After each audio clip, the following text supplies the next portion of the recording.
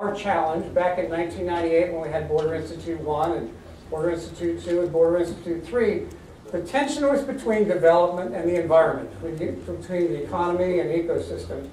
And then in the postmodern world after 9/11, really we had to see it differently. And it's not so much that we object to security, because none of us do. It's just how security is implemented. Why did we allow security to trump all the other issues in the border region? One way it's trumping is all these exclusions and exemptions and waivers that DHS gets to do the way that they do it. Our approach at the North American Center is the same as the way that the National Security Council talks about it when they talk about security, sustainable security, the way the UN talks about it when they talk about human security, and the way the European Union talks about it when they talk about social security. We define it as multifunctional, anticipatory, systemic security and or governance. And we place most of the emphasis on joint risk assessment, and the important word here is joint as well as risk, because it's not the threats. And you've already heard enough about what some of the threats are, but it's the vulnerability to the threats, your responsiveness to the threats, your exposure to your threats, and your ability to be resilient to threats is the way we think about a bigger definition of security.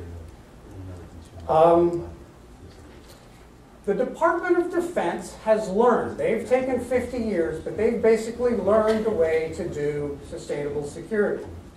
The irony is that when DHS started their 14-mile stretch of triple fencing in the San Diego-Tijuana region, they thought they'd be done in a few years. But because they insisted on doing it unilaterally, it took them 15 years and more dollars and more diplomacy lost because they sought to impose the triple fence rather than work collaboratively with the city of San Diego, the state of California, nation of Mexico, the citizens, the NGOs, those who are advocating for mitigation, etc.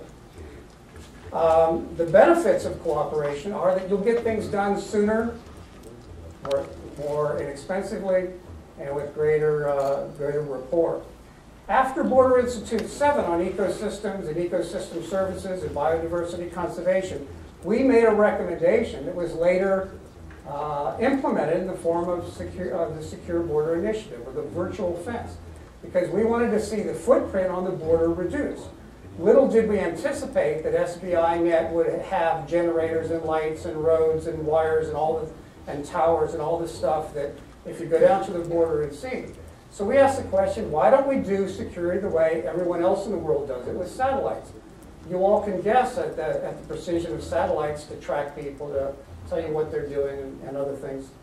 SBI-Net is 5 to 7 years behind schedule. It'll take 5 to 7 more years and $5 to $7 billion more to actually get to the point where it can be done. We're asking the question, why not take that money and invest it in a different kind of security? The Obama administration's approach to the 3Ds and looking at development as a key pillar of the approach, of their approach. They're really struggling with this. No one has cracked the code on this yet. This is very, very difficult to do in Iraq. It's difficult to do in Afghanistan, and it's difficult to do in partnership with Mexico. And they use that term a lot in their writings and in their speeches: partnerships, investment, innovation, and knowledge exchange. And one obvious question that you ask when you look at that discourse coming out of Washington and you look at your work every day on the U.S.-Mexico border with lots of institutions that are working on this on a daily basis is does that frame link up with how we see the border, what reality is at the U.S.-Mexican border? And the answer, of course, is not yet, not by a long shot. Lots of challenges to this. The U.S. and Mexico are just now getting to know each other. This group these are outliers. You all are outliers. You are 25, 30, 40 years ahead of the rest of your populations in understanding your neighbors. U.S. foreign assistance itself is a convoluted system divided up between a number of agencies, including the U.S. Agency for International Development. The State Department has programs as well.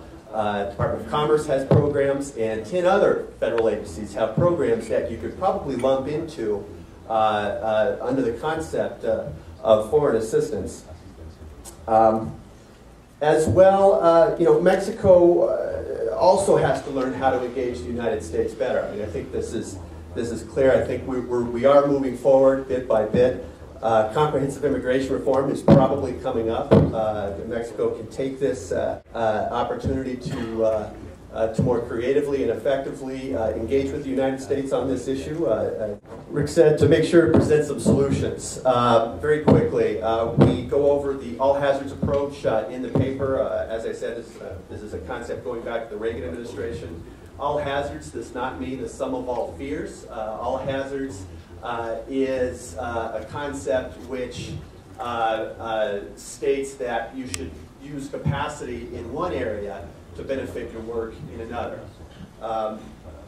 The problem there, and this circles back to Alan Sweetler's comments from yesterday, is selling that kind of broader approach to security to the American people. That is a tough concept to sell to Congress and to sell to the public, and you're going to need some creativity there from this group. You're going to need leadership, as well as new communications approaches. On Friday, we are hosting a roundtable discussion with Jake Braun, the White House liaison of the Department of Homeland Security, on social networking and border issues. DHS has a new social networking site out called Out Border.